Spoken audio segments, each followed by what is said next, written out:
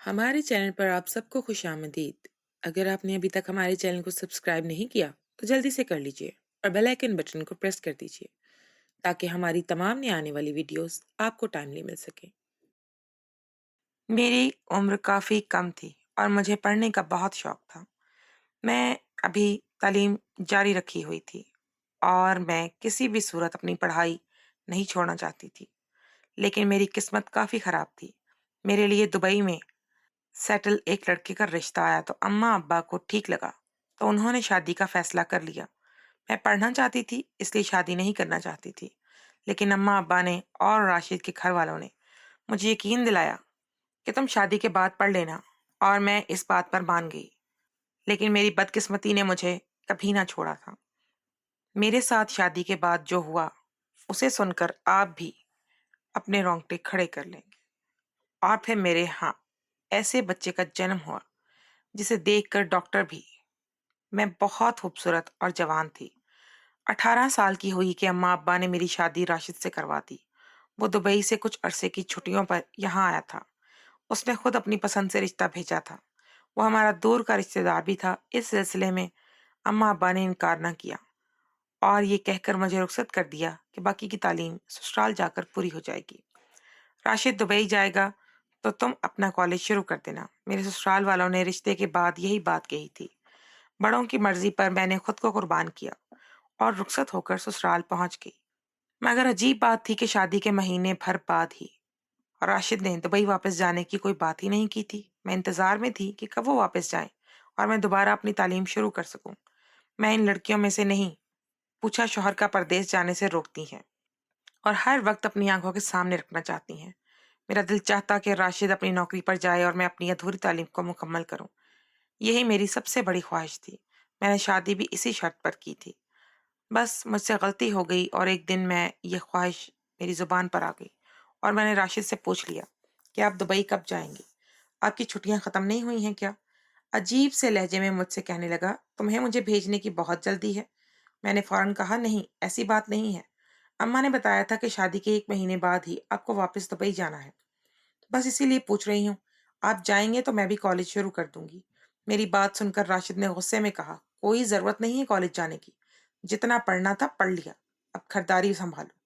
تم پیٹ سے ہو جاؤ گی تو میں بھی دبئی چلا جاؤں گا، مجھے بھی یہاں رہنے کا کوئی شوق نہیں ہے۔ راشد کی بات سن کر میں ہکا بکا رہ گئی۔ شادی کا مہینہ میں تھے، میں نے گھبرا کر پوچھا کہ اتنی جلدی بچے کی کیا ضرورت ہے؟ ابھی میں بہت چھوٹی ہوں اور پڑھنا چاہتی ہوں۔ ویسے بھی شادی سے پہلے یہی بات ہوئی تھی کہ آپ لوگ مجھے پڑھنے دیں گے۔ راشد جو بستر پر لیٹا ہوا تھا اٹھ کر بیٹھ گیا، کہنے لگا، کیا بات ہے جو اس قدر کالج جانے کی آگ لگی ہوئی ہے؟ جب تک تم میرے بچے کی ماں نہیں بن جاؤ گی میں یہاں سے کہیں نہیں جاؤں گا۔ مجھے بہت اچھی طرح سے پتا ہے کہ ہم پردیس میں رہنے والے مردوں کی بیویاں یہاں ہمارے پیچھے کس طرح کی عیاشیاں کرتی ہیں۔ ایک بچہ تمہاری گود میں ہوگا تو تمہیں اپنی حیثیت، اپنی اوقات یاد رہے گی۔ تمہیں پتا ہوگا کہ تم میری بیوی ہو، میرے بچے کی ماں ہو، تو کوئی غلط کام نہیں کرو گی، ورنہ میں بہت عورتوں کو دیکھ چکا ہوں جو شوہروں کی غیر موجودگی میں غیر مردوں کے ساتھ عیاشیاں کرتی ہیں، محنت کی کمائی کو غیر مردوں پر لوٹاتی ہیں۔ حسن کی بات سوچ کر میری قدموں تلے سے زمین نکل گئی تھی۔ سمجھ نہیں آ رہا تھا کہ یہ کیسا آدمی ہے جو اپنی نئی نویلی دلہن پر اس قدر شک کر رہا ہے جس کے وہ مجھے تنہا بھی چھوڑ کر جانا نہیں چاہتا۔ میں تو پورے سسرال میں تھی، شوہر کے علاوہ 2 دیور اور 1 نند بھی موجود تھی۔ راشد کہنے لگا، تم جتنی جلدی حاملہ ہوگی اتنی جلدی میں بھی اپنی نوکری پر چلا جاؤں گا۔ یہ کہہ کر وہ تو کمرے سے نکل گیا، لیکن ہمیشہ کے لیے مجھے تاریکی میں دھکیل گیا۔ میں جان گئی تھی کہ اب ساری زندگی مجھے اس مرد کے ساتھ ایسے ہی گزارا کرنا پڑے گا۔ مہینے گزرنے لگا لیکن میں حاملہ نہ ہوئی۔ راشد رات کو میرے ساتھ زبردستی کرتا، اسے لگتا تھا کہ ایسا کرنے سے میں امید سے ہو جاؤں گی۔ اسے تو میاں بیوی کے رشتے کی حد کو بھی پار کر دیا تھا۔ وہ میرے ساتھ شوہروں جیسا نہیں بلکہ درندوں جیسا سلوک کرتا تھا۔ 3 مہینے میں ہی میں اپنی زندگی سے اس قدر بیزار ہو گئی تھی کہ میں خود راشد سے فرار چاہنے لگی تھی۔ ہر رات میں بستر پر تختہ مشت بن جاتی تھی۔ انہی دنوں میری بڑی نند دوسرے شہر سے رہنے کے لیے چلی آئی۔ اس کے ساتھ اس کا شوہر اور ایک بچہ بھی تھا۔ وہ لوگ بھی ہمارے گھر میں رہ رہے تھے۔ میری بڑی نند کے شوہر احسن ایک بہت اچھے انسان تھے۔ مجھے صبح سے شام تک گھر کے کاموں میں الجھا دیکھتے اور راشد کے رویے کو محسوس کرتے تو میرے ساتھ بہت اچھی طرح سے بات کرتے۔ छोटी-छोटी बात पर मेरा ख़्याल करते, लेकिन मुझे नहीं मालूम था कि इनका ये ख़्याल रखना मेरे लिए ही जुर्म बन जाएगा। मेरी बड़ी नंद और उनके शौहर एहसन को आए 10 दिन ही गुज़रे थे कि एक रात राशिद मेरे साथ झगड़ा करने लगे। इन्हें लग रहा था कि मैं जानबूझकर हामिला नहीं हो रही हूँ। इनकी आवाज़ इतनी ऊँची थी कि कमरे से बाहर जा रही थी। मैंने समझाने की कोशिश की कि घर में और भी लोग हैं। जवान नंद, नंदोइया भी हैं, मौजूद हैं। अल्लाह के वास्ते अपनी आवाज़ कम करें और ऐसी बात ना करें, लेकिन राशिद को तो कोई बात समझ ही नहीं आ रही थी। वो बार-बार चिल्ला-चिल्ला कर कहते कि ज़रूर तेरा किसी गैर मर्द के साथ चक्कर होगा। जब ही तो तेरे बच्चे को पैदा करना तू चाहती नहीं है और मेरी जाने का इंतज़ार कर रही है। मैं अपने कानों पर हाथ रख दिया। राशिद ये सब कहते नहीं थकते थे। मुझे समझ ही नहीं आता था कि मैं किस तरह इनको अपनी पारसाई का यकीन दिलाऊं।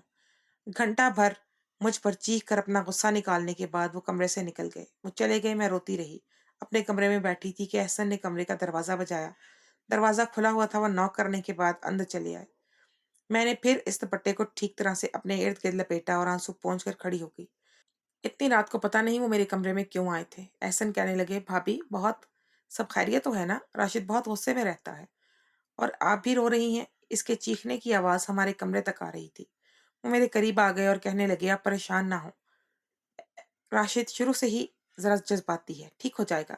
मेरी आंखों से खुद ब खुद आंसू बहने लगे। बहुत अरसे बाद मेरे दिल में गुबार था जो एहसन की हमदर्दी पाकर बह निकला। मुझे इस तरह रोता हुआ देखकर एहसन ने मुझे बाजू से पकड़ा और बिस्तर पर बिठा दिया।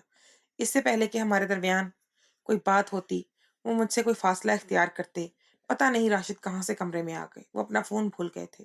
लेकिन मेरी किस्मत ही ख़राब थी कि उन्होंने एहसन को मेरे करीब देख लिया। वो एकदम गुस्से में कहने लगे, मेरी गैर मौजूदगी में यहाँ ये सब होता है? तुम्हें शर्म नहीं आती? तुम मेरी ही बहन के शौहर के साथ। एहसन ने राशिद को रोकने की कोशिश की और कहा कि ऐसा कुछ भी नहीं है। मैं तो बस तुम्हारी आवाज़ सुनकर यहाँ आया था। लेकिन तुम जा चुके थे। लेकिन राशिद को कौन समझा सकता था? वो बुलंद आवाज़ में चीखने लगा और यहाँ तक थी मेरे साथ मेरे देवर भी जमा हो गए। बिना किसी जुर्म के भी सबकी नज़रों में मैं चोर बन गई। हर कोई मुझे ही अजीब नज़रों से देख रहा था। एहसन ने सफाई देने की बहुत कोशिश की, लेकिन कोई सफाई काम ना आई। मेरी तो जैसे जुबान ही तालू से चिपक गई थी। और फिर अस्मा बाजी कहने लगी, मुझे तो इस लड़की के लक्षण पहले दिन से ही पसंद नहीं थे। राशिद, तूने ही इस लड़की से शादी के लिए कहा था और जवान और खूबसूरत है, तो कैसे अपनी जवानी का फायदा उठा रही है? मेरे शोहर को फंसा लिया। मैं तो इस घर में एक मिनट भी नहीं रहूंगी। ऐसा ना हो कि मेरी ही तलाक करवा दे। अस्मा बाजी की जुबान के आगे भी खंदक थी। वो बोलती ही चली गई। फिर बड़ी मुश्किल से एहसन इन्हें पकड़कर अपने कमरे में ले गए। मेरी सास को अपनी बेटी के मिजाज का मालूम था, इसलिए उन्होंने बड़ी मुश्किल से मामले को खत्म करवाया कि मेरी हालत ऐसी हो गई थी कि मैं किसी से नजर मिला तक नहीं सकती थी। जब मेरे शौहर को ही मुझ पर एतबार नहीं था, तो मैं किसी दूसरे से क्या उम्मीद कर सकती थी? मेरे देवरों की नजरों में भी मेरे लिए नफरत थी। अस्मा बाजी सुबह होते ही अपने शौहर बच्चे के साथ वापस अपने शहर लौट गई और इत्तेफाक ऐसा हुआ कि इसी महीने में हामला हो गई। मेरे हमल की खबर सुनकर राशिद का रवैया कुछ बेहतर हो गया था और मुझे भी सुकून हो गया कि अब बच्चे की पैदाइश होगी तो राशिद दुबई चले जाएंगे। इनके यहाँ होने की वजह से सारा खर्चा मेरे देवर उठा रहे थे और उठते बैठते ही यही बात वो जता भी दिया करते थे। अब मैं किसी को क्या बताती कि मेरा शौहर तो बच्चे के इंतजार में बैठा हुआ है। वो बच्चे के नाम पर मेरे पैरों में बेड़ियां डालना चाहता है। उसे लगता था कि बच्चा होगा तो मैं उसके साथ कोई बेवफाई नहीं करूंगी, जबकि मैंने तो कभी ऐसा सोचा भी नहीं था। जैसे जैसे हमल को महीने गुजरने लगे, मुझे मजीद सुकून का एहसास होने लगा। राशिद की बेजा दरिंदगी में भी कुछ कमियां आ गई थी, वरना सोच रही थी कि मुझे इनसे आज़ादी हासिल हो जाएगी। मैं सास और देवरों के तानों से भी बच जाऊंगी। तालीम का ख्याल तो मैं खुद दिल से निकाल चुकी थी, लेकिन मैं समझ गई थी कि इन लोगों ने जल्दी शादी करने के लिए झूठ का सहारा लिया था। लेकिन बदकिस्मती ने मेरा पीछा नहीं छोड़ा था। मेरे हमल को 7वां महीना चल रहा था और घर में कोई भी नहीं था। मेरी सास पड़ोस में गई हुई थी और देवर और राशिद सब अपने अपने कामों पर थे और घर का दरवाजा बजा तो मैं हैरान। मेरा चचाजाद खुरम खड़ा था। आज से पहले वो कभी हमारे घर में नहीं आया था। उसे देखकर मुझे खुशी भी हो रही थी। हम दोनों की एक ही उम्र थी। हम साथ खेल कूद कर बड़े हुए थे और इतने अरसे बाद पहली दफा मेरे घर वो आया था। मैं उसे अंदर बुलाना चाहती थी, लेकिन राशिद के खौफ से ही मैंने उसे अंदर आने को नहीं कहा था। वो खुद ही कहने लगा, अंदर नहीं बुलाओगी? मैंने इनकार किया कि नहीं, मैं अकेली हूँ। ये सुनकर वो भी खामोश हो गया। वो किसी काम से हमारे मोहल्ले में आया था और उसे मालूम था कि मेरा यही घर है, तो सलाम दुआ के लिए चला आया। इससे पहले कि मैं दरवाजा बंद करती, मेरा छोटा देवर आ गया। उसने खुरम को जाते हुए देखा था और आते ही पूछने लगा, अब ये कौन था? इसका अंदाज बहुत बुरा था। मैंने बता दिया कि मेरे चचा जाद का आना हुआ इधर। सलाम दुआ के लिए आया था कि मेरा छोटा देवर भी कोई कम नहीं था। उसने राशिद के घर आते ही फौरन ये बात बता दी और ये भी कहा कि अपनी बीवी को समझा दें, इस तरह मोहल्ले में हमारी बदनामी होगी। दरवाजे पे खड़ी होकर गैर मर्दों से बातें करेंगी तो कल को हमारी बहन का रिश्ता भी नहीं होगा। मुझे अपने छोटे देवर से हरगिज भी ऐसी उम्मीद नहीं थी। ये वो राशिद से इस तरह की कोई बात करेगा। एक नया मसला खड़ा हो गया था। राशिद ने अपनी माँ और भाइयों के सामने तमाशा खड़ा कर दिया था। तो बहुत ही बदजात औरत निकली। मैं तो तुम्हें नेक और शरीफ समझता था, लेकिन घर वालों की गैर मौजूदगी में तुमने अपने यारों को दरवाजे तक बुला लिया। इसमें भी मेरी कोई गलती थी ना? अब लेकिन मैं ही कसूरवार बन गई थी। मैंने राशिद को लाख समझाने की कोशिश की, ऐसा कुछ नहीं है जैसा आप समझ रहे हैं, मगर राशिद को मेरी कोई बात समझ ना आती थी। बहुत ज्यादा टेंशन में मेरा बीपी मुस्तकिल हाई रहने लगा। घर के सारे काम भी मेरे ऊपर थे और फिर बदनामी का दाग भी मेरे ही दामन पर। मैं किसी से भी नजर उठाकर बात नहीं करती थी, नजर नहीं मिला पाती थी। मेरे घर वाले तो मुझे रुखसत करके जैसे भूल ही गए थे। अम्मा अब्बा कभी कभी मिलने के लिए आते तो मुझे सब्र की तलकीन करते। मुझे तो मैके जाने की इजाजत भी नहीं थी। जब भी मैं अम्मा के घर जाने की बात करती तो राशिद कहते, जब मैं दुबई चला जाऊंगा तब अपनी मैके चली जाना, अभी जाने की कोई जरूरत नहीं है। और मुझे कोई ऐसे आसार नजर नहीं आते थे कि वो कभी भी वापस जाते। पता नहीं क्यों उन्होंने मुझसे कैसे पसंद की शादी की थी। इन्हें मुझ पर रत्ती बराबर भी एतबार नहीं था। इसकी वजह शायद मेरी खूबसूरती थी या फिर मेरी बदकिस्मती। बड़ी मुश्किल से 9 महीने पूरे हुए और फिर वक्त पूरा होते ही मुझे शदीद दर्द शुरू हो गया। मेरी सास और राशिद मुझे अस्पताल लेकर गए। डिलीवरी हुई और मैंने एक बच्चे को जन्म दिया। लेकिन यहाँ भी मेरी किस्मत ने मुझे धोखा दिया था, क्योंकि इस बच्चे को देखकर ना सिर्फ डॉक्टर की चीख निकल गई थी, बल्कि मेरे शौहर को भी यकीन नहीं आया था कि ये हमारा बच्चा है। मैंने तो अभी तक बच्चे को देखा भी नहीं था। मेरी हालत बहुत खराब थी। राशिद मेरे पास आए और कहने लगे, तुम्हारी बदकारी का नतीजा इस दुनिया में आ गया है। ये मेरा बच्चा नहीं है। यकीनन तुमने किसी और के साथ मुंह काला किया है, जब ही तो ऐसे बच्चे को जन्म दिया है। मैं नहीं समझती। राशिद से पूछा कि क्या ऐसा क्यों कह रहे हैं, ये आप ही का बच्चा है। राशिद ने बच्चा उठाकर मेरे सामने किया तो मेरी भी चीख निकल गई। वो एक अजीब सा बच्चा था। इसके दोनों कान नहीं थे, बल्कि इनकी जगह सिर्फ 2 सुराख थे और एक आंख भी नामुकम्मल थी। नाक की जगह भी सिर्फ सुराख था और देखने में भी वो बहुत ही भयानक मालूम हो रहा था। लगता ही नहीं था कि इंसान का बच्चा है। राशिद ने नफरत से देखा और कहने लगे, जब औरत तेरे जैसी बदकार हो तो इसी तरह का बच्चा पैदा होता है। मुझे यकीन है तुमने किसी और के साथ मुंह काला किया है। और ये बात तो मुझे अब समझ आ रही है कि मेरी इतनी कोशिश करने के बावजूद भी तो पहले हामला क्यों नहीं हुई। लेकिन जब जिस वक्त ऐसा हमारे घर में रह के गया, इस महीने तो हामला हो गई। कहीं ये तेरा और उसका तो गुनाह नहीं? मैंने राशिद के आगे हाथ जोड़ दिए। अल्लाह के लिए इस वक्त तो मुझ पर रहम करो। ये हमारा ही बच्चा है, मैंने कोई गुनाह नहीं किया है। लेकिन राशिद मेरी कोई बात ना माना। मेरी अस्पताल से छुट्टी हुई तो राशिद मुझे और इस बच्चे को लेकर अस्पताल से निकला, लेकिन घर नहीं लाया, बल्कि वो हमें एक वीरान सी जगह पर ले गया। ये देखकर मेरी सांस रुकने लगी थी कि गाड़ी एक जंगल नुमा जगह पर रुकी थी। मैंने राशिद से रोते हुए कहा कि हम यहाँ क्यों आए हैं, मुझे घर लेकर चलो। राशिद ने नफरत से मुझे देखा और कहने लगे, तुम्हें तो घर लेकर जाऊंगा, लेकिन इस दाग को घर लेकर नहीं जा सकता। मैंने अम्मा से कह दिया है कि सबको बता दो हमने मुर्दा बच्चा पैदा किया है। ये कहकर राशिद ने उस बच्चे को गोद से उठाए जंगल की तरफ बढ़ने लगे।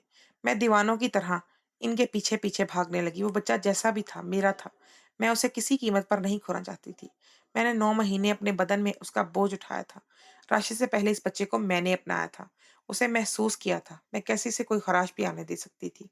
राशिद ने इस बच्चे को जमीन पर लिटाया और गड़ा खोदने लगे। मुझे समझने में ज्यादा देर नहीं लगी थी कि वो मेरे बच्चे को जिंदा दफन करने वाले हैं।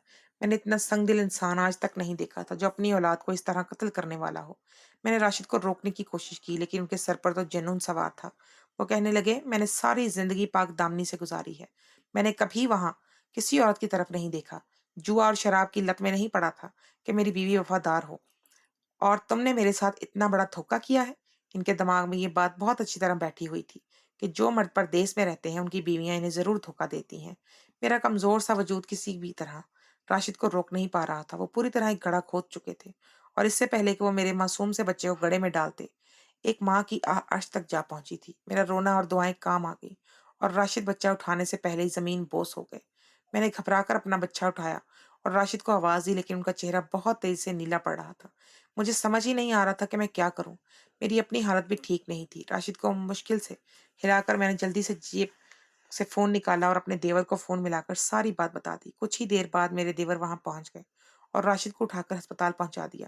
میں اپنے بچے سمیت گھر آ گئی تھی، لیکن میری ساس بھی میرے بچے کو دیکھنا نہیں چاہتی تھی۔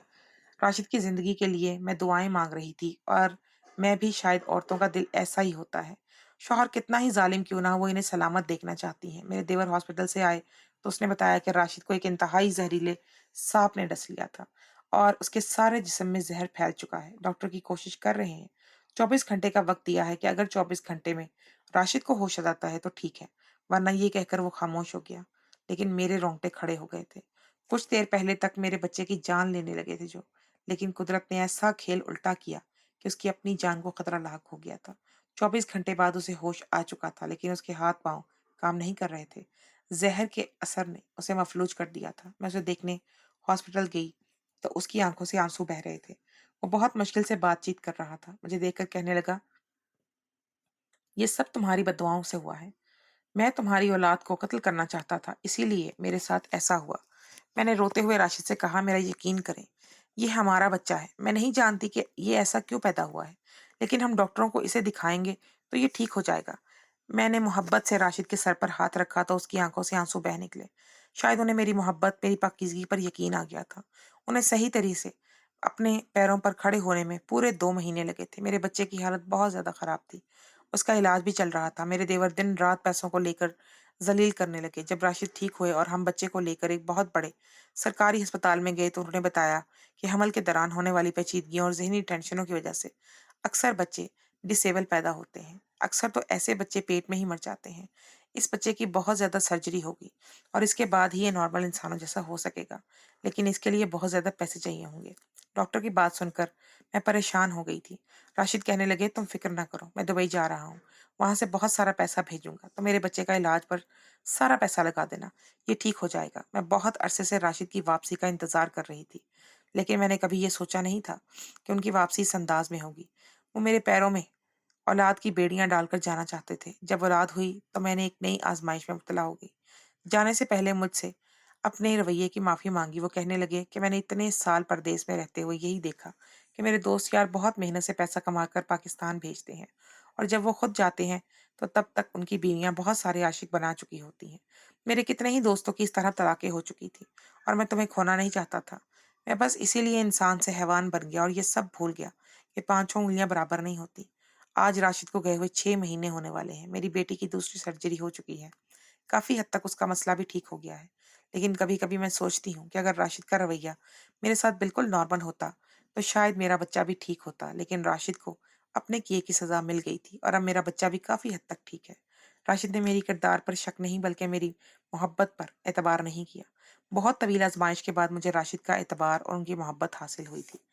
میں اسے گنوانا نہیں چاہتی تھی اور میری تربیت بھی ایسی نہیں تھی۔ مجھے ہمیشہ صبر سکھایا گیا تھا، سو میں نے کیا۔ اللہ نے آخر اتنے عرصے کے بعد میرے لیے آسانیاں پیدا کر دی۔